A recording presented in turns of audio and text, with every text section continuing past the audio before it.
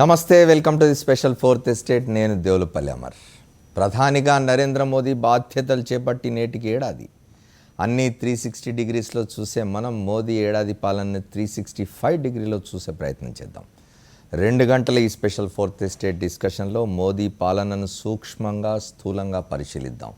Modi 365 degrees ఇవాల్టి discussion point. ఇందులో పాల్గొనేందుకు Sakshi media editorial director doctor Ramachandramurthy గారు ఉన్నారు. అట్లాగే ప్రొఫెసర్ కంచె ఐలయ్య గారు మనతో స్టూడియోలో ఉన్నారు. భారతీయ జనతా పార్టీ అధికార ప్రతినిధి శ్రీధర్ రెడ్డి కూడా జాయిన్ అవుతారు. ఢిల్లీ నుంచి కాంగ్రెస్ పార్లమెంట్ సభ్యులు రాపోల ఆనంద్ భాస్కర్ కూడా మనతో ఈ చర్చలో పాల్గొంటారు. ఈ చర్చలో మీరు పాల్గొనవచ్చు, మీరు పార్టిసిపేట్ చేయవచ్చు. మీ సూచనలు, సలహాలు, అభిప్రాయాల్ని www.sakshi.com పోస్ట్ చేయవచ్చు. Now let us enter into the subject.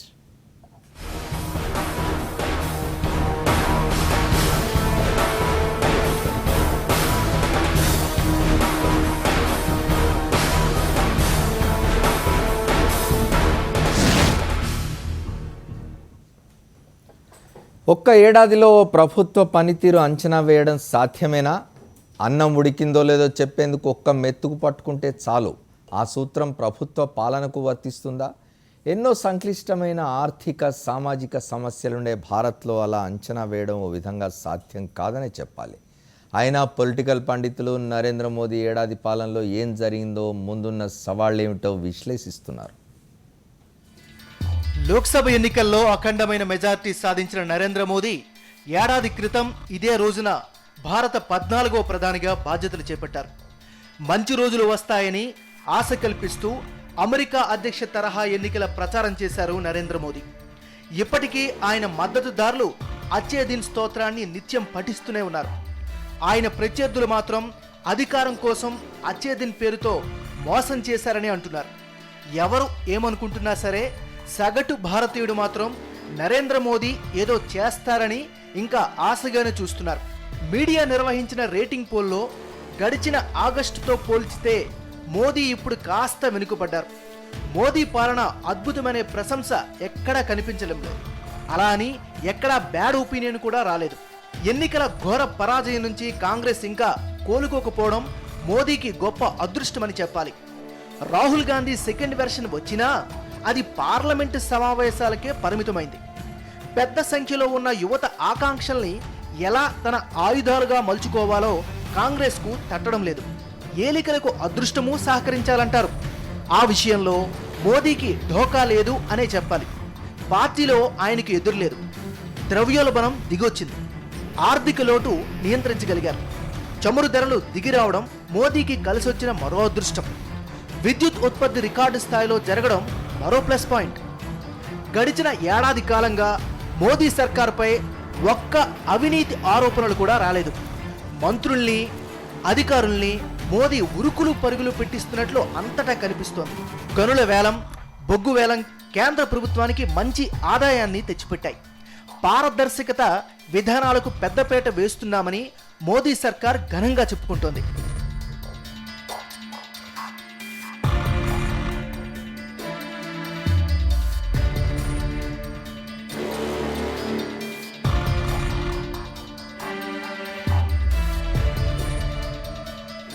Social media ద్వారా ప్రజలతో నిత్యం కనెక్ట్ అవుతున్న Modi all India radio Mann Ki బాత్తో మరింత దగ్గరయ్యేందుకు ప్రయత్నాలు చేస్తున్నారు. మాజీ ప్రధాని మన్మోహన్ సింగ్తో పోల్చితే బెటర్ కమ్యూనికేటర్ అనే పేరు తెచ్చుకున్నారు నరేంద్ర మోదీ. చెప్పుకోవడానికి గొప్పలు చాలానే కనిపిస్తున్నా లోతుగా విశ్లేషిస్తే మాత్రం ప్రచారంలో కనిపించినంత వేగం ఆచరణలో కనిపించడం లేదు. మేక్ ఇన్ ఇండియా అని అంటున్నా ఆర్థిక వ్యవస్థకు ఊతం లభించడం లేదు. కంపెనీల పనితీరు సోసోగానే ఉంది. సంక్లిష్టమైన పన్నుల వ్యవస్థ పెట్టుబడిదారులను భయపెడుతూనే ఉంది. అంతేకాదు, ఎంతో కీలకమైన భూసేకరణ బిల్లుకు మోదీ సర్కార్ పార్లమెంట్ ఆమోదం పొందలేకపోయింది. బిల్లు వీగిపోతుంది అనే భయంతో 2 సార్లు ఆర్డినెన్స్ జారీ చేయాల్సి వచ్చింది. అయినా ఆ బిల్లు ఇంకా త్రిశంకు స్వర్గంలోనే కొట్టుమిట్టాడుతోంది. పన్నుల వ్యవస్థలో స్వాతంత్ర్యం తర్వాత చేపట్టిన అతిపెద్ద సంస్కరణ గూడ్స్ అండ్ సర్వీస్ ట్యాక్స్ విషయంలో అందరి మద్దతు కూడగట్టడంలో మోదీ సర్కార్ విఫలమైంది. రాజకీయ విభేదాలు జీఎస్టీకి గుదిబండగా మారాయి. భారత్ను సమూలంగా మార్చుతామని ఎన్నో ఆశలు కల్పించారు మోదీ. అవి ఆచరణలో చూపకపోతే మోదీ ఇమేజ్ ఫేడ్ అవుట్ అవడం ఖాయం. ఏటా దాదాపు 1,30,00,000 మంది భారతీయులు ఉద్యోగాల కోసం ఎదురు చూస్తున్నారు. వాళ్లకు ఉద్యోగాలు కల్పించకపోతే వాళ్ళ ఓట్లకు దూరం అవడం ఖాయం. భారతీయుల మనస్తత్వం గతంలో లేదు. ఓపిగ్గా ఎదురు చూద్దాం అనే భావన తొలగిపోయింది. పాలకులు ఇది తెలుసుకుంటే చాలు.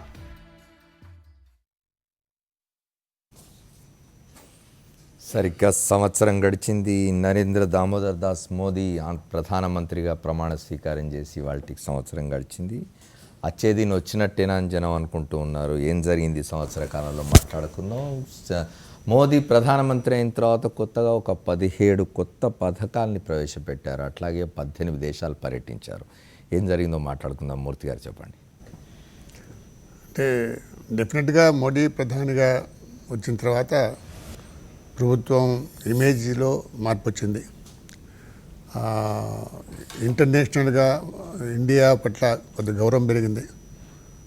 ఏదో సాధిస్తున్నారనే ఒక అభిప్రాయం కలిగించారు. ఈ 1 ఇయర్లో దాదాపు ఆయన 18 దేశాలు తిరిగారు. 52 రోజులు విదేశాల్లో ఉన్నారు. ఎక్కడ పోయినా కూడా ఒక ఫాస్టెస్ట్ గ్రోయింగ్ లార్జ్ ఎకానమీగా ఇప్పుడు ఇండియా ఉంది. అంటే చైనా కంటే మన గ్రోత్ రేట్ ఎక్కువ ఉంటుందని అంటున్నారు. 7.5 అయితే ఇప్పుడు ప్రస్తుతం చైనా కంటే. So China is 5 times bigger than us economically. ఫాస్ట్గా గ్రో అవుతున్నాం అంటున్నారు. కానీ ఇంకా మనకి ఇవన్నీ స్పష్టంగా కనిపించడానికి కొంత టైం పడుతుంది. ఆయన పెద్ద రిఫార్మ్స్ అనుకుంటున్నవి ఇక్కడ ప్రజలకి నచ్చవు. ఈ ప్రజల జీవన విధానానికి ప్రతికూలంగా ఉంటాయి. ఇప్పుడు ల్యాండ్ ఎక్విజిషన్ యాక్ట్ అనేది బిల్ అనేది యాక్ట్ అవుతే అది దాన్ని రైతులు వ్యతిరేకిస్తారు. అది కాకపోతే కార్పొరేట్ సెక్టర్ వ్యతిరేకిస్తుంది. ఆల్రెడీ ఇప్పుడు ఇండస్ట్రియలిస్టులు అందరూ కూడా మోడీ అంటే అంత ఇదివరకు సంవత్సరం క్రితం అంత ఉత్సాహం ప్రదర్శించలేదు. అనుకున్నా చేయలేకపోయాడు అని, రిఫార్మ్ చేయలేకపోయాడు అని అంటున్నారు. కానీ మామూలుగా ఏంటంటే ఇండియాలో పాలిటీషియన్స్ ఎప్పుడైనా అధికారంలోకి వచ్చిన తర్వాత ఒక 1 year పొలిటికల్గా కన్సాలిడేట్ అయిన తర్వాతనే ఇంకేదైనా రిఫార్మ్ చేయబడదాం అనుకుంటారు. కానీ ఇప్పుడు మన మోడీ ప్రభుత్వాన్ని UPA 2తో పోల్చడం కరెక్ట్ కాదు. UPA 2 అనేది చాలా సమస్యలతో కూడుకొని ఉన్న ప్రభుత్వం. అది మన్మోహన్ సింగ్ లాస్ట్ టర్మ్ అది వివాదాలతో కూడుకుంది, కరప్షన్ స్కాండల్స్ కూడుకుంది. దాంతో పోల్చకుండా పివి నరసింహారావు ప్రధానిగా ఉన్నప్పుడు 91, 92తో పోలిస్తే పివి నరసింహారావు గారు he took bolder decision than Narendra Modi today. అప్పుడు కూడా ఆర్థిక పరిస్థితి అధ్వానంగా ఉంది. ఇప్పుడు కంటే చాలా అధ్వానంగా ఉంది. ఇప్పుడు చాలా మెరుగైన పరిస్థితి. అప్పటి నుంచి వాజ్పేయి, దాని తర్వాత మన్మోహన్ సింగ్ కూడా ఈ ప్రభుత్వాలన్నీ కూడా సంస్కరణలు అమలు చేస్తూనే ఉన్నాయి. ఆర్థికంగా ఎంత కొంత ప్రగతి సాధిస్తున్నారు. ఆర్థిక స్థితి ఏమైనా మెరుగైందా? డెఫినెట్గా మెరుగైంది. దాంట్లో అనుమానం లేదు. 91లో ప్రభుత్వం లేకపోతే ప్రజల జీవన విధానం కంటే ఇప్పుడు తప్పనిసరిగా మెరుగైంది. కానీ సమస్యలు కూడా ఉన్నాయి. ఆ సమస్యలు కొన్ని సమస్యలు పరిష్కరించుకోవట్లేదు, మనం పట్టించుకోవట్లేదు అనేది కొనసాగింపుగానే జరుగుతున్నది. కానీ మోదీ ప్రత్యేకత ఏం లేదు. కొన్ని ఇంక్రిమెంటల్ గ్రోతే కానీ మోదీ ఇప్పుడు జరగట్లే. ఇది యాక్చువల్లీ ఇంటర్నేషనల్గా క్రూడ్ ఆయిల్ ప్రైసెస్ తగ్గటం వల్ల, సౌదీ అరేబియా ఎక్కువ క్రూడ్ ఆయిల్ ప్రొడ్యూస్ చేయడం వల్ల, అది ఫర్ అమెరికాస్ ఓన్ రీజన్స్, మన అది బ్లెస్సింగ్ అయింది. కానీ అది కాకుండా అదే స్థాయిలో కనుక క్రూడ్ ఆయిల్ ప్రైస్ ఉన్నట్టుంటే మోడీగా ఇంత చిరునవ్వు నవ్వేగారు కాదు, ఇంత హాయిగా ఉండేవారు కాదు. చాలా సమస్యలు వచ్చేవి. చాలా సమస్యలకి పరిష్కారం ఏంటంటే క్రూడ్ ఆయిల్ ధర తగ్గటం. అందుకనే ఇన్ఫ్లేషన్ కొంత కంట్రోల్ అయినట్టు కనిపిస్తుంది, ధరలు కొద్ది కంట్రోల్ అయినట్టు కనిపిస్తున్నాయి. ఆయన చాలా మిగిలిన సబ్సిడీస్ కట్ చేయగలిగారు. చాలా ఫారిన్ ఎక్స్చేంజ్ మిగిలింది. దానివల్ల కొద్దిగా హాయిగా ఉంది ఆర్థిక పరిస్థితి. కానీ ఈ 1 yearలో కొంత రిలీఫ్ కనిపిస్తుంది. కానీ పెద్ద రిఫార్మ్స్ని అమలు చేయలేదని కార్పొరేట్ సెక్టర్ అంటుంది. ఈ తెచ్చిన రిఫార్మ్ మాత్రం అది రైతులకు వ్యతిరేకమని మనం అంటున్నాం. ముఖ్యంగా మన స్టేట్ నుంచి చూస్తే రైతుల ఆత్మహత్యను నివారించడానికి, వ్యవసాయాన్ని గిట్టుబాటు చేయడానికి స్పష్టమైన కార్యాచరణ ఏది లేదు. నేనేం ఎక్స్పెక్ట్ చేశానంటే ఆయన అధికారంలోకి రాగానే కనీసం ఒక కమిటీని, హై లెవెల్ కమిటీని వేసి వ్యవసాయాన్ని గిట్టుబాటు చేయడం ఎట్లాగో ఆలోచించండి, రికమెండేషన్స్ ఇవ్వండి అని చెప్తాను అనుకున్నా. పార్లమెంట్లో దాని గురించి చర్చ జరుగుతుంది అనుకున్నా, జరగలేదు. అది మాత్రం అసంతృప్తి. ఓకే, ఒకసారి మనం ఐలయ్య గారితో మాట్లాడదాం. ఐలయ్య గారు చెప్పండి, మామూలుగా భారతీయ జనతా పార్టీ అధికారంలోకి వస్తుందంటేనే, అట్లాగే ప్రత్యేకంగా మోదీ అధికారంలోకి వస్తున్నారు, ప్రధానమంత్రి అవుతున్నారు అనగానే కొంతేదో అంత ఇండిజీనియస్ అయిపోతుంది, దేశీయ ఇదవుతుంది అని అనుకున్నారు. కానీ ఇదంతా ఫారిన్ ఇదిలో పోతున్నట్టున్నది. ఆయన మీద ఒక విమర్శ కూడా ఉంది. ఆయన 18 దేశాలు పర్యటించినారు. విదేశీ పర్యటనల్లో ఆయన భారతదేశంలోని రాజకీయాలు, భారతదేశంలో వీటి గురించి మాట్లాడి విమర్శలకు లోనైనట్టున్నారు. మేజర్ పిక్చర్ చూద్దాం. అంటే నరేంద్ర మోడీ ఎన్నికల ప్రచారంలో ఒకటి, గుజరాత్ మోడల్ డెవలప్మెంట్ను మొత్తం దేశానికి ఎక్స్పాండ్ చేస్తాను. ఆ ఎక్స్పాన్షన్లో ఇండస్ట్రియల్ గ్రోత్, అగ్రేరియన్ ఎకానమీ, తర్వాత మిగతా సబ్సిడియరీ సెక్టార్స్ అన్నీ కూడా ఎంప్లాయ్మెంట్ జనరేషను సబ్స్టాన్షియల్గా మేము గుజరాత్లో చేశాము, ఇది దేశమంతా అమలు చేస్తాం అనేది మేజర్ ప్రామిస్. దాన్ని వాళ్ళు మీడియా చాలా చోట్ల ప్రెసిడెన్షియల్ ఎలక్షన్ ఫామ్కి మార్చారనేది. రెండవది, కరప్షను అనేది ఒక బద్నాము సమస్య అయినప్పటికీ ఎకానమీ క్రైసిస్లోకి పోయి గందరగోళమైంది కేవలం కరప్షన్ వల్ల కాదు. దానికి నరేంద్ర మోడీకి ఒక దశలో అర్థమైన తర్వాత ఆయన ఏంది అంటే lot of money is locked up in out side countries, అది నేను తెచ్చి కుటుంబానికి 15 లక్షల వరకు వస్తాయని ఒక నమ్మకం ఎన్నికల సమయంలో లెక్క చెప్పారు, ఇచ్చారు. తర్వాత మేజర్ ఇది ఏంది చాలామంది అర్థం చేసుకుంది, రిఫార్మును యూపీఏ స్లో డౌన్ చేసింది. పివి నరసింహారావుతో విభేదాలు అక్కడే పెంచుకున్నది. అదే సేమ్ మన్మోహన్ సింగ్ అధికారంలో ఉన్న సోనియా గాంధీ కానీ మిగతా వాళ్ళు కానీ వెల్ఫేర్ స్ట్రక్చర్ను విపరీతంగా పెంచి ఇండస్ట్రియల్ డెవలప్మెంట్కు, ఇండస్ట్రియల్ గ్రోత్కి కావాల్సిన స్ట్రక్చర్ను వాళ్ళు వీకెన్ చేశారు అనేది మెయిన్ పాయింట్. ఇప్పుడు అక్కడి నుంచి చూద్దాం మనం. ఇవాళ హయ్యెస్ట్ రేట్లో ఏముంది, యాక్చువల్గా ఎన్నికల నినాదానికి సంబంధించింది కాదు. ఏది, స్వచ్ఛ భారత్ ఎన్నికల నినాదం కాదు. స్వచ్ఛ భారత్ 15 ఆగస్టు నాడు ఈ ఈ ఈ సిచ్యువేషన్ ఏదో ఉన్నది, పైసల జోలికి పోకుండా జనాన్ని కొంచెం సంతృప్తి పెంచాలంటే టు ఎంగేజ్ పీపుల్ ఈ క్లీన్గా ఊడ్చుడు గీడ్చుడు నేనే చేపడితే ఎట్లుంటుందని ఒక ఆలోచన వచ్చింది. అది స్వచ్ఛ భారత్ వచ్చింది. దాని మీద ఫైనాన్షియల్ ఇన్వెస్ట్మెంట్ ఏమీ లేని ప్రోగ్రామ్ అది. అవును, దానికి 87-88 చీపుర్ల ఖర్చు తప్ప చీపుర్లు కూడా అదే నెహ్రూ. ఒకప్పుడు మీకు గుర్తుందో లేదు, నెహ్రూ విజయవాడ వచ్చినప్పుడు ఈ మున్సిపల్ లేడీస్ అంతా చాలా చిన్న చీపుర్లతో వంగి నడుంబోతు ఓడుస్తుంటే వెంట ఉన్న అడ్వైజర్ని అడుగుతాడు, ఇదేంది ఇంత ఘోరంగా ఇప్పుడు నడుములు పోతున్నాయి వీళ్ళకి ఇట్లా అంటే, కొంచెం సింపుల్ టెక్నాలజీ ఇంప్రూవ్ చేస్తే చాలండి అంటే ఆ పెద్ద చీపురు గట్టలు వచ్చినాయి. అప్పటి నుంచి ఇప్పటి వరకు అవి మారలే. ఆయన ప్రధానమంత్రి కూడా అవే చీపురు గట్టలు పట్టుకొని ఉడిచాడు. There is no technological change in that. Okay. So the point is, ఈ మొత్తంలో తర్వాత జన్ధన్ వెల్ఫేర్ సిస్టమ్ అది ప్రజలకు ఇవాళ దేశం మొత్తం మీద అగ్రేరియన్ క్రైసిస్ ఉన్నది. కరువు ఎప్పుడూ లేనంత ఉన్నది. ఈ అగ్రేరియన్ క్రైసిస్లో ఇమ్మీడియట్గా సాగు బతుకుల సమస్య ఉన్నది. దానికి మూర్తి గారు అన్నట్లు నేను కూడా ఎక్స్పెక్ట్ చేసిందంటే అగ్రేరియన్ వాళ్ళ అధికారంలోకి రాగానే కరువు వచ్చింది.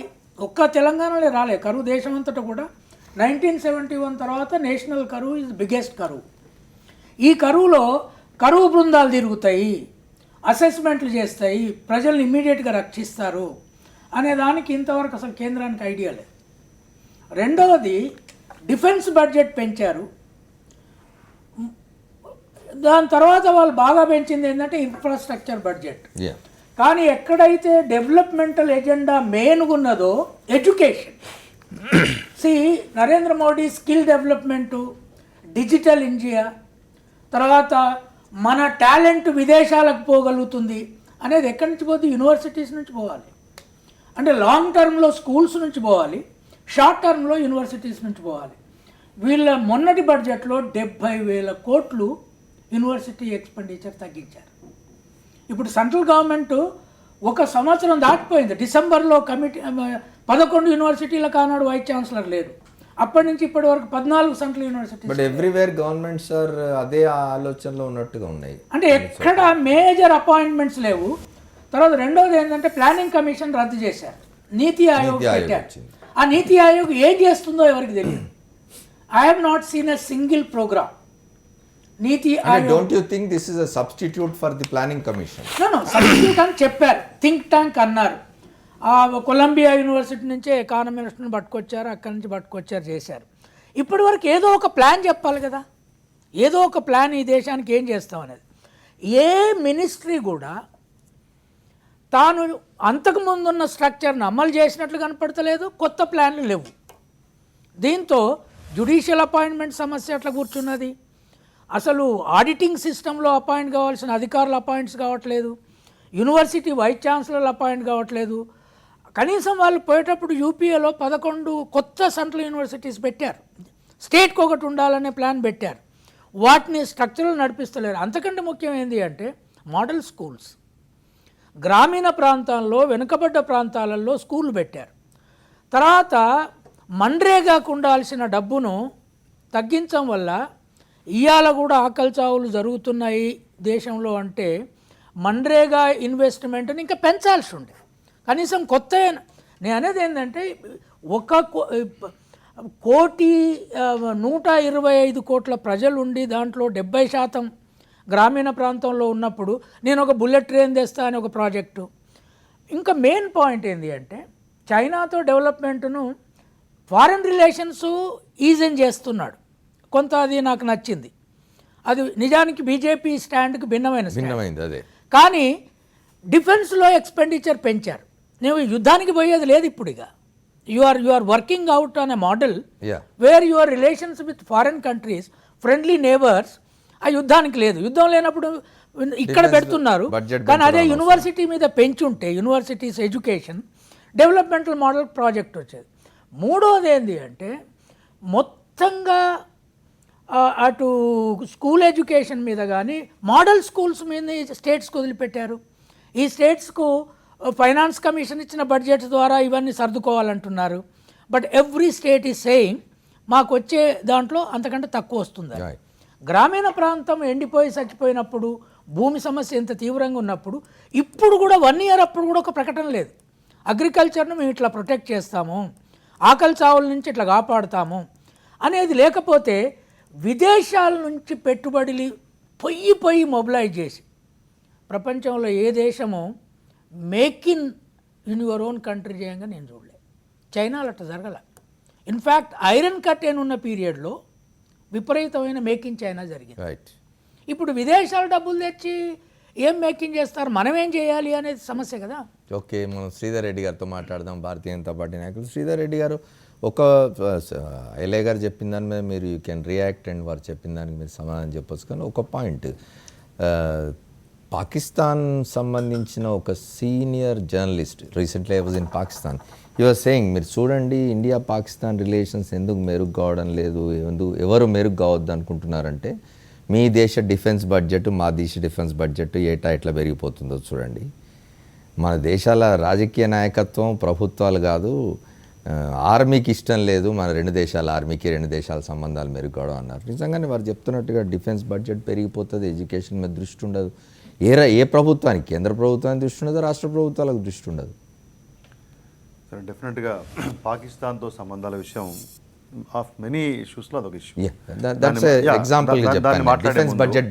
దాన్ని మాట్లాడే ముందు నరేంద్ర మోడీ గారి ప్రభుత్వం చేసినటువంటి కార్యక్రమాలు, ఈ సంవత్సర కాలంలో చేసినటువంటి విజయాలు, లేకపోతే పేదలకు ఏం చేశాం, అన్ని రంగాలకు ఏం చేశాం చెప్పే కంటే ముందు ఒకసారి let's go back to 2014 elections time. 10 సంవత్సరాల యూపీఏ పాలన తర్వాత 2014లో ఈ దేశంలో ఎలక్షన్స్ వచ్చినప్పుడు మన దేశంలో ఉన్నటువంటి పరిస్థితి ఏంటి? అన్ని చోట్ల నిరాశావాదం, దేశ ప్రజల్లో అంతర్జాతీయ సమాజంలో భారతదేశ ప్రతిష్టల పట్ల, భారతదేశం యొక్క సామర్థ్యం పట్ల సన్నగిలుతున్న విశ్వాసం, ఆర్థిక వ్యవస్థ కుంగిపోయింది, గ్రోత్ రేట్ తగ్గిపోయింది, ఎకానమీ గ్రోత్ రేట్ తగ్గిపోయింది, ఉపాధి అవకాశాలు తగ్గిపోయినాయి, పారిశ్రామిక అభివృద్ధికి ఆ రోజు ఛాన్సెస్ లేవు, వ్యవసాయ రంగం గురించి నేను చెప్పాల్సినటువంటి అవసరం లేదు. దేశంలో మితిమీరినటువంటి కుంభకోణం, ప్రతిరోజు ఏ కుంభకోణం బయటకు వస్తుందా అని చెప్పేసి ప్రజలు పేపర్ హెడ్లైన్లో అయ్యే చూస్తూ ఉండే, మంత్రులు ఐఏఎస్ ఆఫీసర్లు ప్రతిరోజు జైళ్లలో కోట్ల చుట్టూ తిరుగుతూ ఉండే ప్రభుత్వం గవర్నెన్స్ చేసే కంటే ముందు. ఇటువంటి పరిస్థితులలో ఎలక్షన్స్ వచ్చినప్పుడు ఏదైతే భారతీయులు నరేంద్ర మోదీ గారి పేరు మీద, ఆయన మీద విశ్వాసం ఏదైతే పెట్టుకున్నారో, ఈ అవినీతి కుంభకోణాలు పోవాలి, భారతదేశంలో గవర్నమెంట్ ఉండాలి. అప్పుడు గవర్నమెంట్ కనపడపోతుండే ప్రతిరోజు. పాకిస్తాన్ కాల్పులు చేసినా, పాకిస్తాన్ సైనికులు మన దేశ సైనికులను నరికినా, బంగ్లాదేశ్ సైనికులు మన దేశం మీద దాడి చేసినా, చైనా వాళ్ళు భూ ఆక్రమణ చేసినా ఈ ప్రభుత్వం స్పందించకపోతుండేది. కుంభకోణాల విషయం నేను చెప్పాల్సినట్టు అక్కర్లేదు. అటువంటి పరిస్థితులలో ఏదైతే నమ్మకంతో అవినీతి రహితమైనటువంటి సమర్థమైనటువంటి పాలన కావాలన్నటువంటి ఉద్దేశంతో భారతీయులు, ఒక నిమిషం నన్ను కంప్లీట్ చేయండి, they have taken lot of time. ఏదైతే ఉద్దేశంతో విశ్వాసంతో భారతీయులు మా మీద పెట్టుకున్న నమ్మకం ఏదైతే ఉందో దాన్ని వాళ్ళు నెరవేర్చినామనే విషయం గర్వంగా చెప్తా ఉన్నాం. ఈ ఒక్క సంవత్సర కాలంలో వారు ముందే చెప్పారు, రామచంద్రమూర్తి గారు కూడా చెప్పారు, ఈ ఒక్క కాలంలో ఎక్కడైనా ఇంత పెద్ద ప్రజాస్వామ్యంలో, ఇంత పెద్ద వ్యవస్థలో, ఇన్ని కోట్ల మంది జనాభా దగ్గర, ఇంత పెద్ద బ్యూరోక్రసీలో ఎక్కడా కూడా ప్రభుత్వం మీద ఒక చిన్న అవినీతి మరక లేని విషయాన్ని పెద్దగా గుర్తించడంలో చాలామంది ఇబ్బంది పడుతూ ఉన్నారు.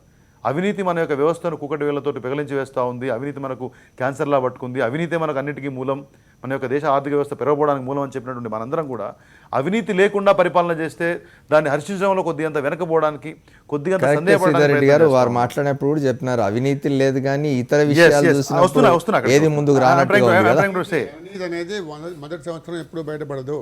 అది బయటపడని ఎక్కడ కూడా అవినీతి మొదటి సంవత్సరం బయటపడేటువంటి లక్షణాలు ఉండే వాళ్ళు ఉంటే అది బయటపడుతుందా బయటపడదా అని చెప్పేసి. కానీ నేనేమంటున్నా అంటే ఇంత పెద్ద విజయాన్ని మనం తక్కువ చేసే ప్రయత్నం చేస్తూ ఉన్నాం. తర్వాత వీరు ఇంకొక మాట చెప్పారు, గుజరాత్ మోడల్ అని చెప్పేసి. గుజరాత్ మోడల్ని దేశమంతా ఇంప్లిమెంట్ చేయడానికి మీకు సమయం పడుతుంది. గుజరాత్లో గుజరాత్ మోడల్ అని చెప్పుకోవడానికి మనకు 13 years సమయం పట్టింది. ఆల్మోస్ట్ 3 terms అక్కడ నరేంద్ర మోడీ గారి పాలన చేసిన తర్వాత దేశం మొత్తం ఆ వైబ్రేషన్స్ వచ్చినాయి.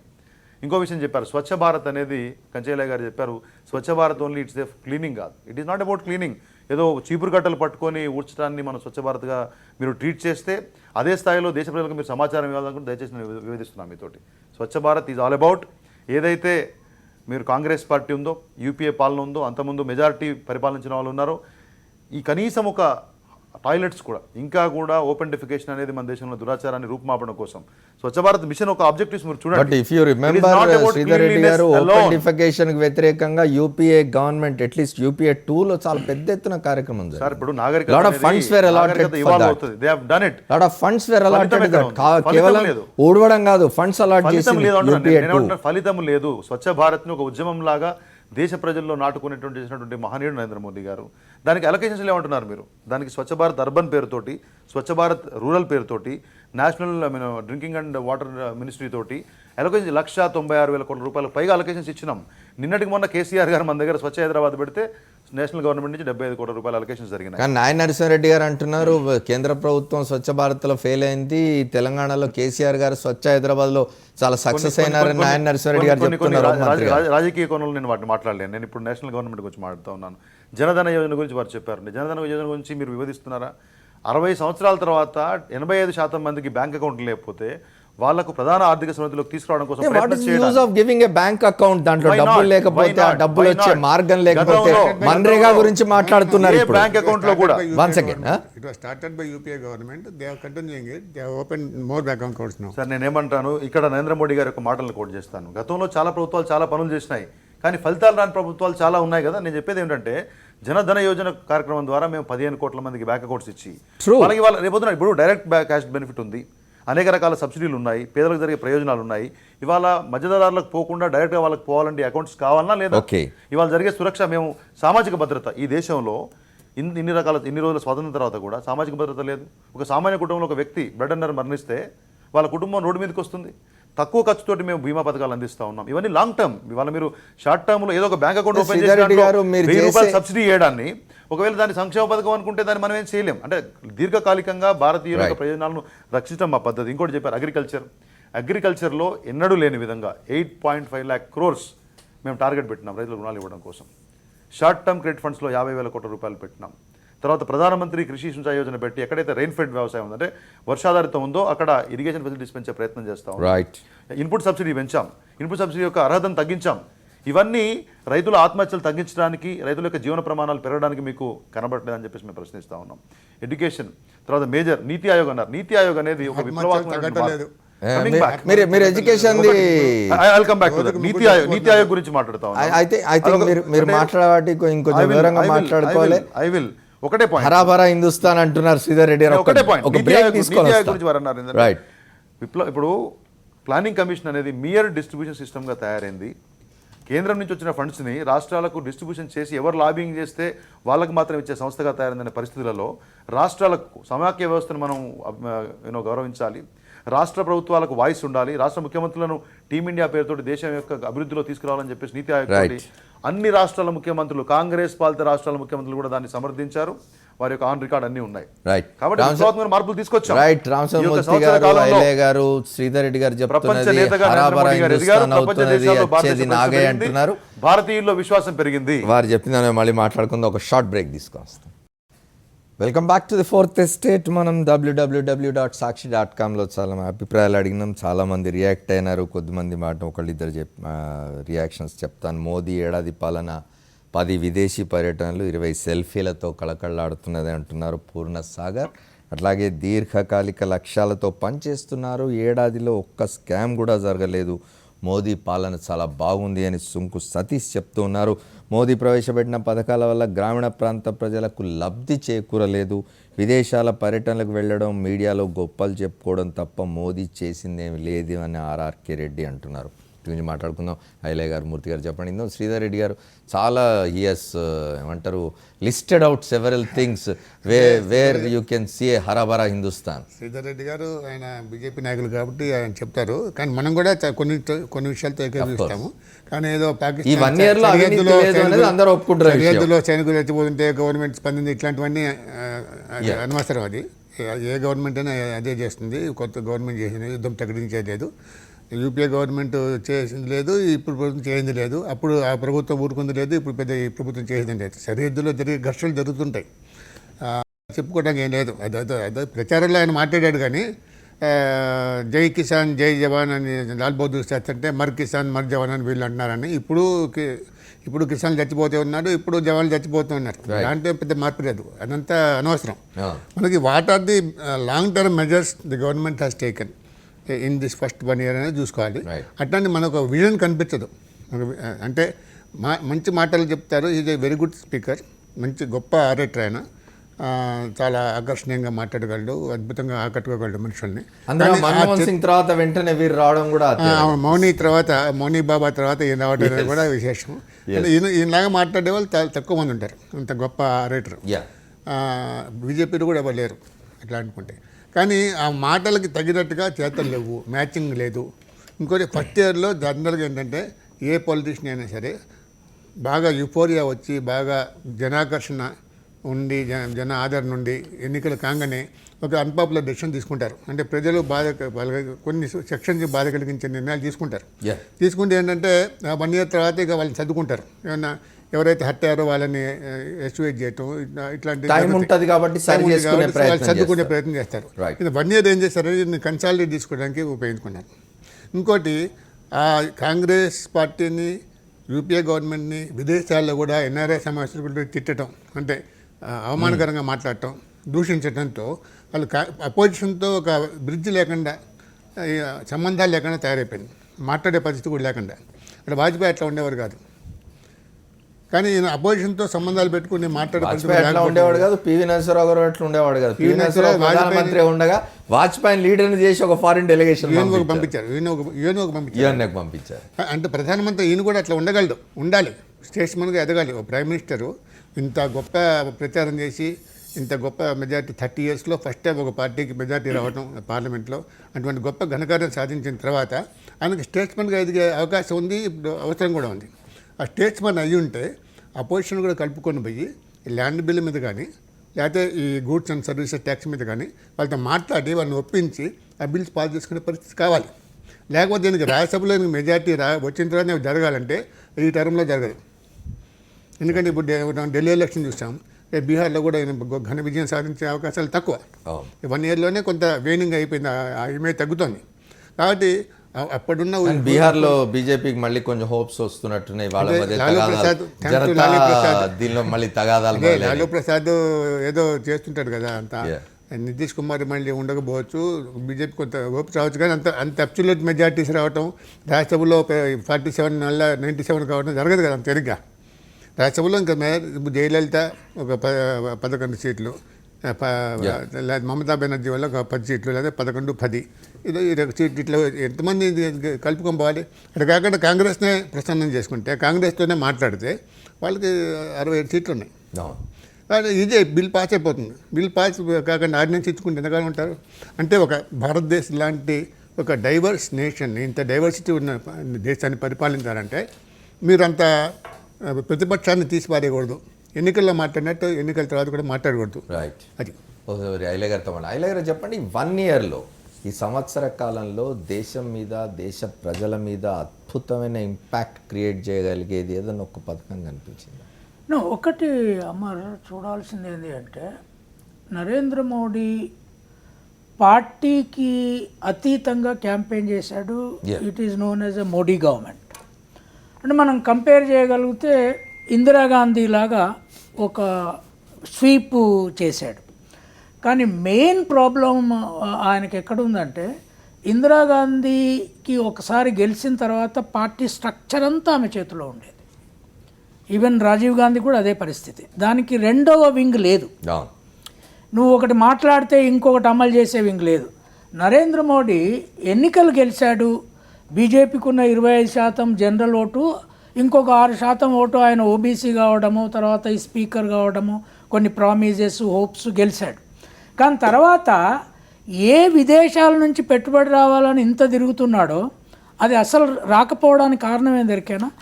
ఆయన అక్కడ ఒప్పందాలు చేసుకొని వస్తున్నాడు.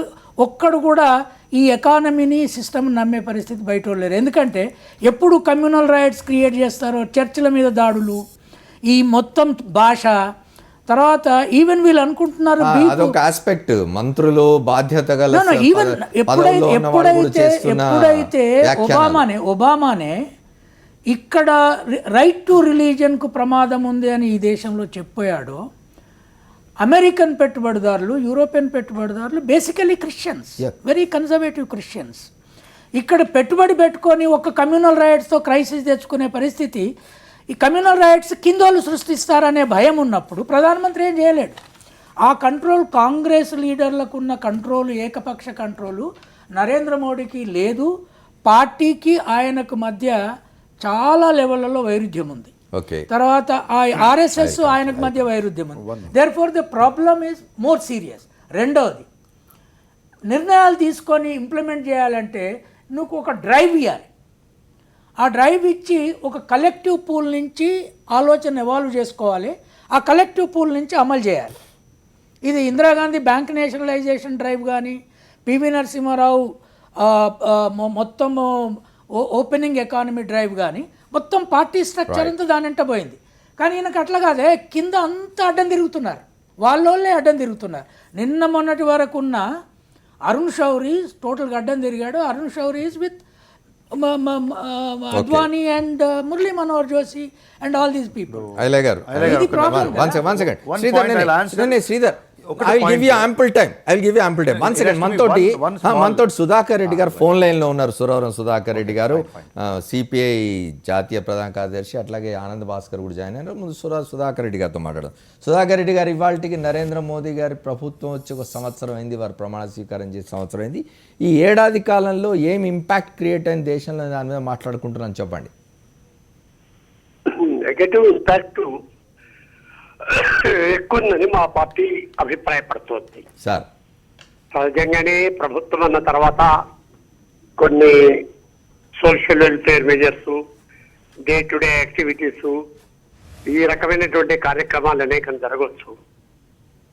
కానీ ఈ సంవత్సర కాలంలో ఈ ప్రభుత్వ పరిపాలన వల్ల జనధన యోజన పేరుతో కోట్లాది మందికి బ్యాంకుల్లో అకౌంట్లు ఇచ్చినా దానివల్ల వారికి ఏమి లాభం కలగలేదు. పెట్రోల్ ధరలు, డీజిల్ ధరలు ఇవి గతం కంటే ఇంకా పెరిగినాయి. అలాగే లేబర్ రిఫార్మ్స్, దాంతోపాటు ల్యాండ్ అక్విజిషన్ ఆర్డినెన్స్, ఇది కార్మికులు, రైతులకు వ్యతిరేకంగా పోయింది. ఇవాళ పీటీఐ ఇచ్చిన లెక్కల ప్రకారం ఈ సంవత్సర కాలంలో కార్పొరేట్ కంపెనీలు దాదాపు 12-15 కంపెనీలకే 10 లక్షల కోట్ల రూపాయల అదనపు ఆస్తి సమకూరింది. బహుశా గతంలో ఎన్నడూ ఇంత పెద్ద ఎత్తున ఈ రకమైనటువంటి పద్ధతుల్లో కార్పొరేట్ కంపెనీలకు లాభం కలగలేదు. పైగా ప్రభుత్వ రంగం బలహీనపడటం, మైనారిటీలలో ఒక భయానకమైనటువంటి వాతావరణం రావటం, ఇవన్నీ ఒక నెగటివ్ పరిణామాలుగానే భావిస్తున్నాం. Okay, thank you Sudhakar Reddy గారు. నేను ఒకసారి ఆనంద భాస్కర్ గారితో కూడా మాట్లాడొస్తాను. You can speak. ఆనంద భాస్కర్ గారు చెప్పండి, సంవత్సరం అయింది మోదీ అధికారంలోకి వచ్చి, భారతీయ జనతా పార్టీ నాయకత్వంలోని ఎన్డీఏ అధికారంలోకి వచ్చి. అయితే కాంగ్రెస్ పార్టీ ఆ ఘోర పరాజయంలోంచి బయట పడలేని స్థితిలో, ఇంకా మోదీ సర్కార్ను ఎదుర్కొనే స్థితిలో లేదు. రాహుల్ సెకండ్ వర్షన్ కూడా పెద్దగా ఇంపాక్ట్ క్రియేట్ చేయడం లేదంటున్నారు. ఈ సంవత్సర కాలంలో అంతకుముందు దేశం అంతా నీరసించిపోయి ఉంటే దాన్ని మళ్ళీ పట్టాల మీద ఎక్కిస్తున్నారు మోదీ అని చెప్పి శ్రీధర్ రెడ్డి గారు అంటున్నారు. మీరేమంటారు? అమర్ గారు, మీకు చర్చలో పాల్గొంటున్న పెద్దలందరికీ కూడా నా నమస్కారం. చెప్పండి. 365 రోజులు దాటింది. 4 సంవత్సరాలు మిగిలి ఉన్నది కేంద్రంలో భారతీయ జనతా పార్టీ నేతృత్వంలోని ప్రభుత్వానికి. మార్పు కోరి తీర్పు ఇచ్చినటువంటి భారత ప్రజానీకం ఆశలు నిరాశలయ్యాయి. ఆశనిపాతం వారిని వేటాడుతుంది, వెన్నాడుతుంది. ఆ విషయాన్ని గత వారం రోజులుగా అనేక సర్వేల రూపంలో, అనేక అభిప్రాయాల క్రోడీకరణ రూపంలో, అనేక అభిప్రాయ సేకరణల రూపంలో వెల్లడవుతున్న వాస్తవాన్ని దయచేసి గమనంలోకి తీసుకోవాలని మనవి చేస్తా ఉన్నాను.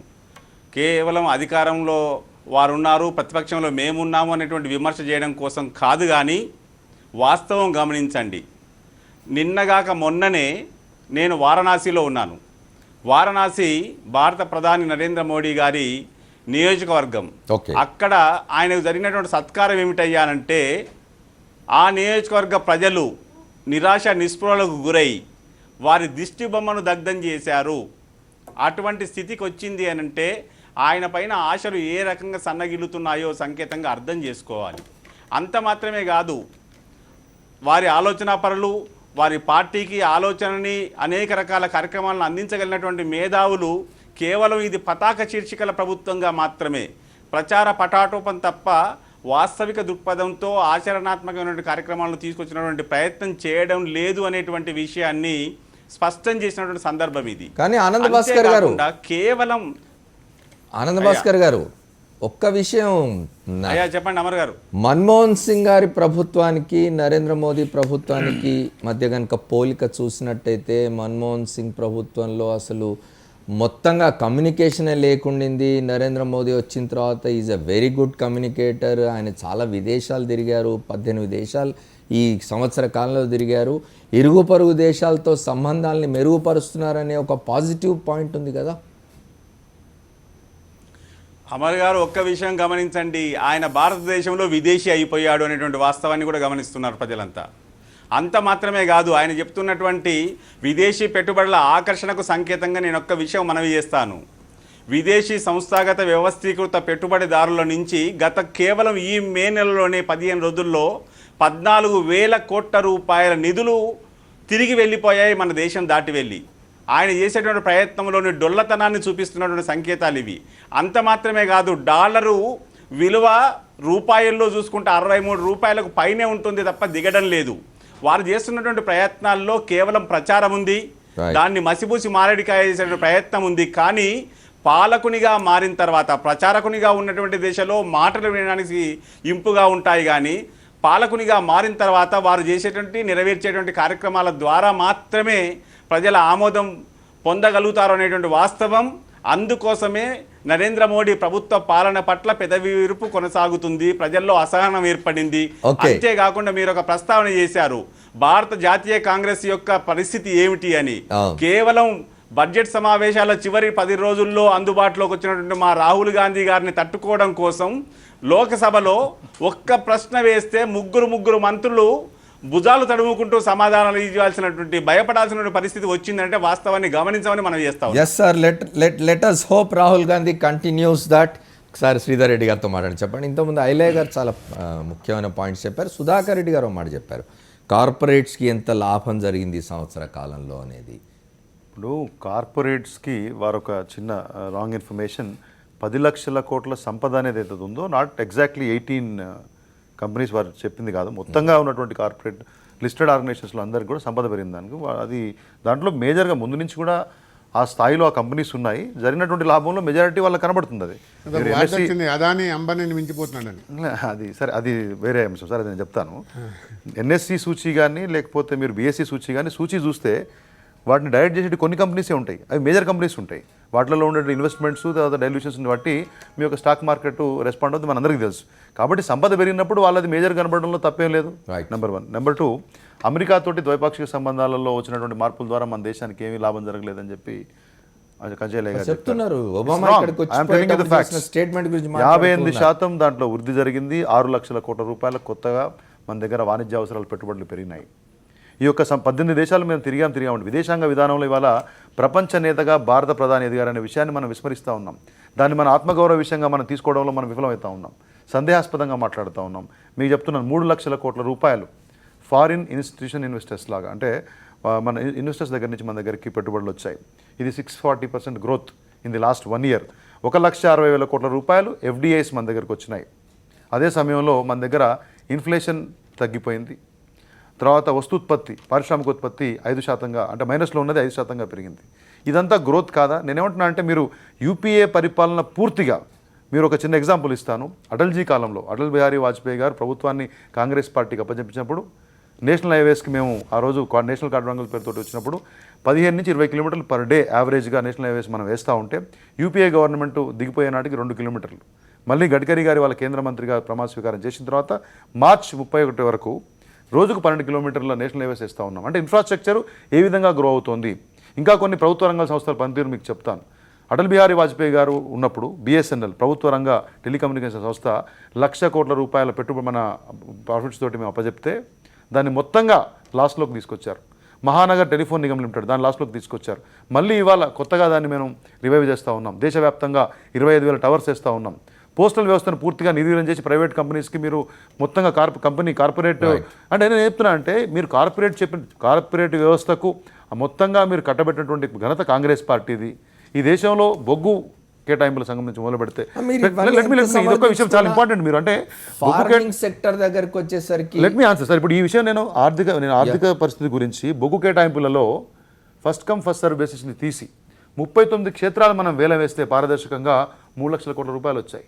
స్పెక్ట్రల్ వేలంలో 1,60,000 కోట్ల రూపాయలు ఎక్కడి నుంచి వచ్చాయి? ఇవన్నీ కూడా ఇంతకుముందు మీరు జిందాళ్ళకి, మీ పార్టీ ఎంపీలకు, మీ పార్టీకి సంబంధించినటువంటి కార్పొరేట్స్కి మీరు కట్టబెడితే ఆ రోజు వాళ్ళు కోట్లాధిపతులు అయినారు. దేశం ఆర్థిక వ్యవస్థను మీరు మొత్తం కొనాలి. ఇవాళ ఈ ధనవంత ఎక్కడికి పోతుంది? పేదల జేబుల్లోకి పోబోతుంది.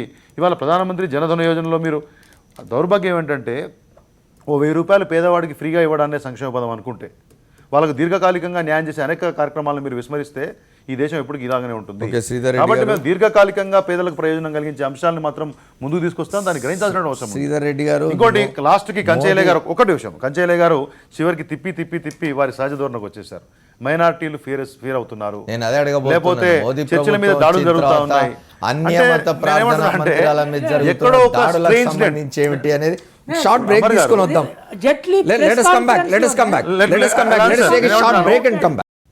Welcome back to the special 4th estate. మనం వచ్చేది వచ్చేసినట్టేనా అని మాట్లాడుకుంటున్నాం. నరేంద్ర మోడీ ప్రధానమంత్రి సంవత్సర కాలం అయింది.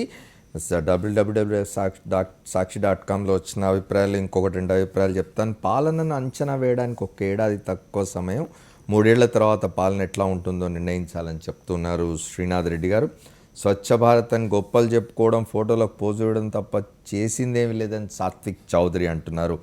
సాదా సీదాగా గడిచింది ఈ సంవత్సరం అని చెప్పి వెంకటరెడ్డి అంటున్నారు. శ్రీధర్ రెడ్డి గారు ఇంతకుముందు మనం డిస్కస్ చేస్తున్నాం ఈ అన్యమత ప్రార్థనా మందిరాల మీద దాడులకు సంబంధించి కానీ, భారతీయ జనతా పార్టీకి సంబంధించి, RSS సంబంధించిన నాయకులు, కేంద్ర మంత్రులు వీళ్ళు చేస్తున్న ప్రకటనలు, వాళ్ళు చేస్తున్న వ్యాఖ్యలు మోదీ గారి కంట్రోల్ ఏం లేనట్టున్నారు.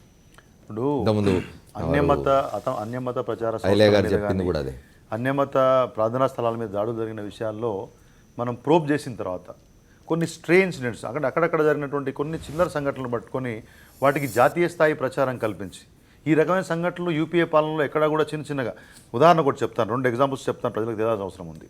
ఢిల్లీలో ఒక కాలనీలో చర్చ్ మీద దాడి జరిగిందని చెప్పేసి నేషనల్ మీడియా గగ్గోలు పెట్టేసి, ప్రాంతీయ స్థాయిలో గగ్గోలు పెట్టి కొంతమంది సోకాల్డ్ సెక్యులర్ వాదులు మాట్లాడినటువంటి మాటల్ని తెల్లారి నార్మల్గా అక్కడ ఉన్నటువంటి పోలీస్ టీం ఇన్వెస్టిగేట్ చేస్తే ఎవరో పిల్లలు అక్కడ ఆ వీధిలో క్రికెట్ ఆడుకుంటే బాల్ పోయి తగిలింది. అక్కడ దానికి అతిపెద్ద రంగు పులిమినారు. తర్వాత పశ్చిమ బెంగాల్లో అక్కడ భారతీయ జనతా పార్టీ పాలన లేదు, అక్కడ మమతా బెనర్జీ గారు ఉన్నారు. అక్కడ ఒక నన్ని రేప్ చేసినటువంటి సంఘటనని ఇది హిందూవాదులు లేకపోతే హిందూ ఉగ్రవాదులు అని చెప్పేసి మాట్లాడినటువంటి మన మీడియా కానీ కొంతమంది సెక్యులర్ వాదులు కానీ అదొక బంగ్లాదేశీ ఒక ముస్లిం యువకుడు చేసినటువంటి రేపుగా దాన్ని మనం బయటికి ప్రోబ్ చేసి తీసినప్పుడు దాని మీద ఎవరు మాట్లాడలేదు. నేనేం చెప్తున్నా అంటే ఎక్కడో మొత్తంగా జరగలేదని అనట్లేదు, కానీ అక్కడ జరిగిన అక్కడ చిల్లర సంఘటనలు, అక్కడ స్థానికంగా జరిగినట్టు భావోద్వేగపూరిత సంఘటనల్ని జాతీయ స్థాయిలోకి తీసుకొచ్చి దీన్ని మోడీ గారి ప్రభుత్వానికి ఆపాదించడాన్ని ఏ విధంగా అనుకోవాలి? నేనేమంటే ఒక సెక్షన్ ఆఫ్ మీడియా, ఒక సెక్షన్ ఆఫ్ పీపుల్ ఈ దేశంలో జరుగుతున్నటువంటి మంచి పాలన తట్టుకోలేక భారతీయ ఆత్మ ఉన్న వాళ్ళు ఎవరు దీన్ని వ్యతిరేకించలేదు చెప్తున్నారు కదా. సెక్షన్ ఆఫ్ మీడియా అన్నా నేను. భారతీయ ఆత్మ ఉన్న వాళ్ళు ఎవరు కూడా ఈ రకమైన ప్రచారం చేయట్లేదు. పాశ్చాత్యవాదాన్ని పాశ్చాత్య సంస్కృతిని ప్రబలిల్లాలనేటువంటి అంశం ఉన్నటువంటి వాళ్ళు, ఆ ఎజెండా ఉన్న వాళ్ళు దీన్ని ముందుకు తీసుకొస్తా ఉన్నారు. ఎజెండా డెవలప్మెంట్ మీకు కనబడట్లేదు. చిల్లర విషయంగా తీసుకోవాలా వారు అంటున్నట్టు దాని అంత చిల్లర విషయంగా తీసుకోవాలా? కొన్ని చిల్లర సంఘటనలు అన్నాను, చెదురుమదురు సంఘటనలు అని చెప్పాను, చిల్లర అనలేదు. శ్రీధర్, ఒకటి మొత్తంగా వచ్చిన లెక్కల ప్రకారము ఈ అట్రాసిటీస్ మీద దాంట్లో రికార్డ్ అయిన దాని ప్రకారం 6,000 రిలీజియస్ ఇన్స్టిట్యూషన్స్ మీద 1 yearలో దాడులు జరిగినాయి. అది వదిలిపెడదాం. బీఫ్ బ్యాన్ వ్యవహారం చూడండి. రైట్, ఒక పెద్ద క్రైసిస్ చట్టం ద్వారా తెచ్చుకున్న క్రైసిసా కాదా? దీనికి రిలీజియస్ డైమెన్షన్ ఉన్నదా లేదా? రిలీజియస్ డైమెన్షన్ లేకుండా 67, 68 ఏళ్ళ స్వాతంత్ర్యంలో ఎవరి ఇష్టం వచ్చిన ఫుడ్ వాళ్ళు తినే దేశంలో ఒక రిలీజియస్ ఒపీనియన్ ప్రజల మీద రుద్దినప్పుడు ఇది ప్రపంచ డెమోక్రసీ ఏమనుకుంటుంది? రైట్ టు ఫుడ్ కూడా లేని దేశంగా దీన్ని మారుస్తే రేపు ఏమవుతుంది? నాకు ఒక్కటి చెప్పండి. అసలు మొత్తం ఈ ఎన్నికల్లో ఓట్లు ఈ 31% నరేంద్ర మోడీకి వేశాడని నా దృష్టిలో ఆయన అనుకుంటే, మాకు వేశారని ఆర్ఎస్ఎస్ అనుకుంటున్నదని నాకు అభిప్రాయం. మేము చెప్పింది చేయాలి. ఈ ఇద్దరి మధ్య ఒక వైరుధ్యం ఉన్నది. నరేంద్ర మోడీ కొంత is working out his own way, but RSS is pushing its agenda on every day. Then how do you resolve this contradiction?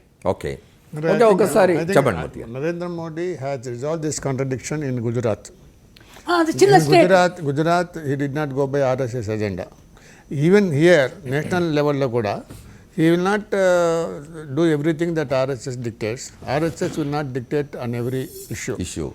They have their limitations. They know it. RSS also knows it, and Modi also knows it. Kati Modi naaku ee religious front lo ee flare-ups untayani gaani లేకపోతే ఎలో చేస్తాను కానీ అనుకోవట్లేదు.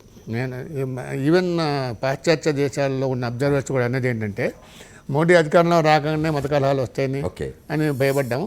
ఈ సంవత్సరం కాలం మత కలహాలు లేవు పెద్దగా. సంతోషకరమైన విషయం చెప్తున్నారు.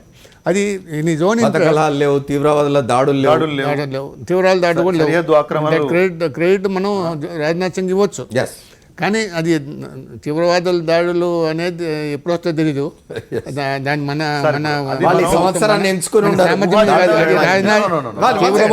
తీవ్రవాదుల దాడి లేకపోవడానికి రాజ్నాథ్ సింగ్ హోమ్ మినిస్టర్గా ఆయన చూపించిన సామర్థ్యం అంటే లేదు. అది కాదు.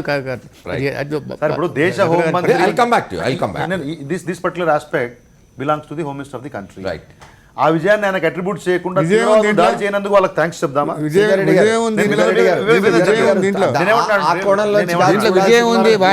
ఎప్పుడు దాడి చేస్తారు, ఎప్పుడు దాడి చేయాలో తెలియదు. మనతో ఈ షో చూస్తున్న వాళ్ళు కూడా మాట్లాడాలనుకుంటున్నారు. ఒక ఆయన సుబ్రహ్మణ్య వర్మ అని సికింద్రాబాద్ నుంచి మాట్లాడాలనుకుంటున్నారు, ఫోన్ లైన్ లో ఉన్నారు. చెప్పండి వర్మ గారు. నమస్కారం అండి. చెప్పండి, బ్రీఫ్ గా చెప్పండి. సార్, మోడీ గారు వచ్చి సంవత్సరం అయింది. సంవత్సరంలో ప్రజలకు సంబంధించినటువంటి జనధన యోజన అనేక కార్యక్రమాలు తీసుకోవడం జరిగింది. ఒక సంవత్సరంలో మనము గవర్నమెంట్ కి ఒక రిప్రజెంటేషన్ ఇస్తే అది కార్యరూపం దాల్చడానికి, ఆ ప్రాజెక్ట్ రావడానికి 1 సంవత్సరం కాలం నుంచి 2 సంవత్సరాలు పడుతోంది. అదే ప్రధానమంత్రిగా ఉన్నటువంటి వ్యక్తి 1 సంవత్సరంలో అన్ని చూపి చేసేయాలని అనుకోవటం అది మంచి పని కాదు. ఒక 5 సంవత్సరాల కాలం వెయిట్ చేసిన రోజునే ఆ రిజల్ట్ అనేది మనకి ఫైనల్ రిజల్ట్ ఒక 5 years తర్వాత మనం చూడగలుగుతాం. గతంలో కూడా వాజ్పేయి గారి గవర్నమెంట్ లో మనం జనధన యోజన కాకుండా మనము ఈ నేషనల్ హైవేస్ ఏదైతే థ్యాంక్ యూ వర్మ గారు. వి టుక్ యువర్ పాయింట్ అండి. వారు చెప్తున్నారు ఒక సంవత్సరంలో మీరు అట్లా నిర్ణయించడానికి వీల్లేదు, 5 సంవత్సరాలు వెయిట్ చేయాలంటున్నారు. మూర్తి గారి అభిప్రాయాలను గౌరవిస్తూనే దాడులు జరగలేదు, మత కలహాలు జరగలేదు, కానీ దీన్ని రాజనాథ్ విజయంగా చూడలేము అంటే మత కలహాలు జరగలేదు, లేకపోతే దాన్ని కారకులు చేసే వాళ్ళకి మనం థ్యాంక్స్ చెప్పాలా? లేకపోతే తీవ్రవాదులు ఎప్పుడైనా దాడి చేయొచ్చు అంటే తీవ్రవాదులు దాడి చేయలేదు కాబట్టి మనం చాలా ధైర్యంగా ఉండాలి, వాళ్ళకి థ్యాంక్స్ చెప్దాం అనేటువంటి ధోరణిలో మనం తీవ్రవాదులు దాడి చేయని రోజు సార్. ఇప్పుడు యూపీఏ ప్రతి సంవత్సరం జరగలే లేదు సార్. ఏమంటానంటే యూపీఏ పాలనలో జరిగినటువంటి పాలన చూడండి, ఇప్పుడు డిసైజివ్ గవర్నమెంట్ ఉంది కాబట్టి ప్రొయాక్టివ్ స్టెప్స్ కొన్ని తీసుకున్నాం కాబట్టి వీ కుడ్ కంటైన్ దట్. ఇవాళ మీరు బీఫ్ గురించి మాట్లాడారు. ఇప్పుడు మన దేశంలో ఇప్పుడు గోవధ నిషేధ చట్టం ఉందా లేదా? వాజ్పేయి టైంలో తీవ్రవాద దాడి జరిగింది. వాజ్పేయి అసమర్థుడా?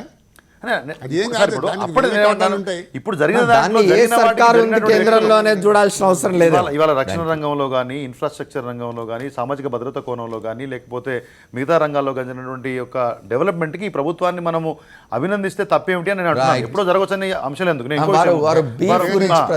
మన దేశంలో గోవధ నిషేధ చట్టం లేదా, లేకపోతే గోవును మాతగా చూడటం అనేది మనం చూడమా? దాన్ని కొన్ని ప్రభుత్వాలు ఇంప్లిమెంట్ చేస్తూ ఉన్నాయి, కొన్ని చోట్ల ఇంప్లిమెంట్ చేయట్లేదు. దాన్ని ఒక అంతర్జాతీయ అంశంగా చూడాల్సిన అవసరం ఏముందని నేను అడుగుతా ఉన్నాను. దాన్ని కాకుండా ఆల్టర్నేటివ్గా ప్రజలకు మనం right to food, yes we're for it, public distribution ఇంకా ఎన్హాన్స్ చేస్తూ ఉన్నాం, ఫుడ్ సెక్యూరిటీ ఎన్హాన్స్ చేస్తూ ఉన్నాం, పేదలకు ఇంకా అనేకమైన కార్యక్రమాలు తీసుకొస్తా ఉన్నాం. వారు చెప్పారు దాంట్లో, వారు ఏమన్నారు రైట్ టు ఫుడ్ అని చెప్పారు దాన్ని, అందుకే నేను చెప్పాను right to food cannot be alone be. Ananda Bhaskar గారితో మాట్లాడదాం ఒకసారి. ఆనంద భాస్కర్ గారితో ఒకసారి మాట్లాడాల్సింది. భాస్కర్ గారు చెప్పండి. అమర్ గారు సార్, సాధారణంగా భారతీయ జనతా పార్టీ మనస్తత్వమే సంక్షేమ వ్యతిరేక మనస్తత్వం. అందులో రైతు వ్యతిరేకి, రైతు ఆత్మగౌరవ వ్యతిరేకి అని చెప్పి రుజువు చేసుకున్నటువంటి సందర్భం ఇది. ఆ మచ్చ నుంచి భారతీయ జనతా పార్టీ ప్రభుత్వం బయటపడేటువంటి ఆస్కారం కనిపించడం లేదు. కేవలం 1 సంవత్సరమే ముగిసింది. చివరి సంవత్సరం ఎన్నికల సంవత్సరం.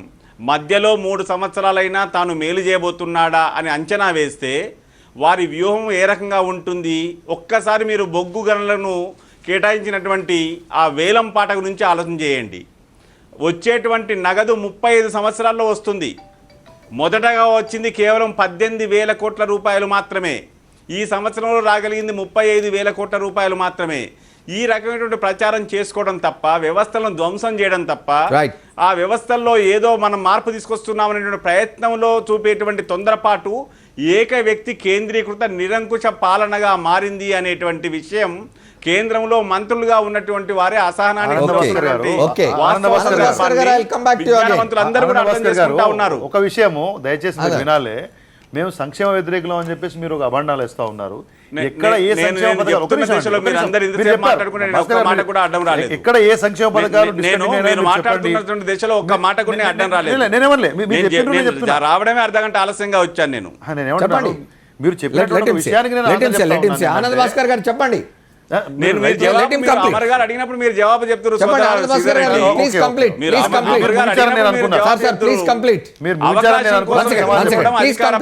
అలవాటుగా మారాలి. ఆనంద్ భాస్కర్ గారు మీరు ముగించండి. ఆనంద్ భాస్కర్ గారు మీరు కంప్లీట్ చేయండి. నేను చెప్పాల్సినటువంటి విషయం ఒక్కటే. ఇక్కడ జరగాల్సినటువంటి సంక్షేమం విషయంలో, ఇక్కడ జరగాల్సినటువంటి పరిపాలన విషయంలో ఏర్పడినటువంటి స్తబ్దత అనేటువంటిది ఊహించడానికి వీలుగా అనేటువంటి పక్షవాతంగా మారిపోతున్నది. ఈ విషయాన్ని అన్ని సంస్థలు కూడా గుర్తిస్తూ ఉన్నాయి. ఈ దశలో రాబోతున్నటువంటి పరిణామాలు ఏ రకంగా ఉండబోతున్నాయి అనంటే, పెరుగుతున్నటువంటి కూరగాయల, పప్పు దినుసుల ధరలకు ద్రవ్యోల్బణానికి సంబంధం లేకుండా చేసేటువంటి ఒక గణాంక ఎత్తుగడలాగా మాత్రమే ఉంటుంది తప్ప వాస్తవంగా ప్రజలు తిరస్కరించేటువంటి మనసు, ఆసనం ఇప్పుడు ఏర్పడుతుందనేటువంటి వాస్తవం అధికార పక్షం గ్రహిస్తే మంచిది అనేటువంటి సూచన ఒక నిర్మాణాత్మక ప్రతిపక్షంగా నేను చేస్తా ఉన్నా. ఆనంద్ భాస్కర్ గారు, ఒక నిమిషం. శ్రీధర్ రెడ్డి గారు మనతో నాగభూషణం అనంతపూర్ నుంచి మాట్లాడుతున్నారు ఫోన్ లైన్లో. చెప్పండి నాగభూషణం గారు. హలో. వారు సంక్షేమ వ్యతిరేకులు అని చెప్తా ఉన్నారు. బొగ్గు వేలం పాటని చాలా పారదర్శకంగా ఆన్లైన్ ఇప్పుడెప్పుడో 35 సంవత్సరాల తర్వాత వస్తాయని చెప్పేసి మీరు లెక్కలు చెప్తా ఉన్నారు. మొత్తంగా 20 లక్షల కోట్ల రూపాయల కుంభకోణం చేసి మీరు జాతి వ్యతిరేకులుగా మారినారు. దేశ వ్యతిరేకులుగా మారినారు, ఈ దేశ ప్రయోజనాల వ్యతిరేకులుగా మారినారు, దేశంలో మెజారిటీ శాతం ఉన్న యువకుల యొక్క ప్రయోజనాలకు వ్యతిరేకంగా మారినారు. కాబట్టే మిమ్మల్ని ఇంటికి పంపించినారు ప్రజలు. మీరు ఇంకా కూడా మీరు అస్మదీయులకు కట్టబెడితే, మేము ఆన్లైన్ తోటి పారదర్శకంగా చేస్తే దాన్ని మీరు గ్రహించకుండా, కనీసం దాన్ని అప్రిషియేట్ చేయకుండా దాంట్లో మళ్ళీ మీరు రంధ్రాన్వేషణ చేసడాన్ని, ఇందుకే కాంగ్రెస్ పార్టీ ఎక్కడ ఉందనుకో మీ స్థానం మీరు గమనించుకోవాలి. ఇంతకుముందు గారు మీరు రాహుల్ గాంధీ గారి మీద విశేషమైనటువంటి విశ్వాసం ప్రకటించారు. బహుశా మీ పార్టీ శ్రేణులు అది ఉంటే ఆయన అజ్ఞాతం చేయాల్సినటువంటి అవసరం లేకుండే. కాబట్టి నేనేమంటున్నా అంటే, ఇవాళ ప్రభుత్వం కనబడలేని స్తబ్దత. మీరు అనేక విషయాలు చెప్పారు. ఇప్పుడు మీరు ఒక్కొక్కసారి సూచీలు చూడండి. జీడిపి గ్రోత్ రేట్ పెరిగిందా లేదా, ఎకానమిక్ గ్రోత్ రేట్ పెరిగిందా లేదా, హోల్సేల్ ప్రైస్ ఇండెక్సెస్లో రేట్స్ తగ్గినాయా లేదా, ఇన్ఫ్లేషన్ తగ్గింది లేదా, ఇండస్ట్రియల్ ప్రొడక్షన్ పెరిగిందా లేదా, ఇవన్నీ సూచీలు మీరు చూడట్లేదా ఆనంద భాస్కర్ గారు? వీటన్నిటికీ ఇప్పుడు మన దేశంలో మనం ప్రతి విషయాన్ని ఇవాళ పప్పు, ఉప్పు, పెట్రోల్ ఈ విధంగా మనం తూచలేం కదా. ఈ జాతీయ స్థాయిలో మనం మాట్లాడుకున్నప్పుడు, ఒక స్థాయిలో మాట్లాడుకున్నప్పుడు ఇవన్నీ అంశాలు వస్తాయి. ఇవన్నీ అంశాలు వీటిని మీరు పరిగణించట్లేదా? ఇవాళ ముద్రా బ్యాంక్, మీరు సంక్షేమ ప్రభుత్వం అంటున్నారు. మీరు చిన్న సన్నకారు పారిశ్రామికవేత్తలను కానీ, చిన్న సన్నకారు ప్రధానికాన్ని మీరు పట్టించుకున్నారా? ఇవాళ 6 కోట్ల మంది, 6 కోట్ల కుటుంబాలు, 6 కోట్ల మంది చేసేటువంటి చిన్న సన్నకారు పరిశ్రమల కోసం మేము ముద్రా బ్యాంకు పెట్టినాం. ఇటువంటి ఆలోచన మీరు ఎప్పుడైనా చేసినారా? మీ పాలనలో బ్యాంకు గడపలెక్కాలంటే పేదలు భయపడుతుండే, రైతులు భయపడుతుండే. కాబట్టి you have to understand the change. ఈ మార్పును ప్రజలు గమనించారు. అందుకనే ఫస్ట్ కాలర్ ఏం చెప్పారు, నెక్స్ట్ సెషన్ మనం 2 రాష్ట్రాలకు ఏం జరిగింది కూడా మాట్లాడుకుందాం.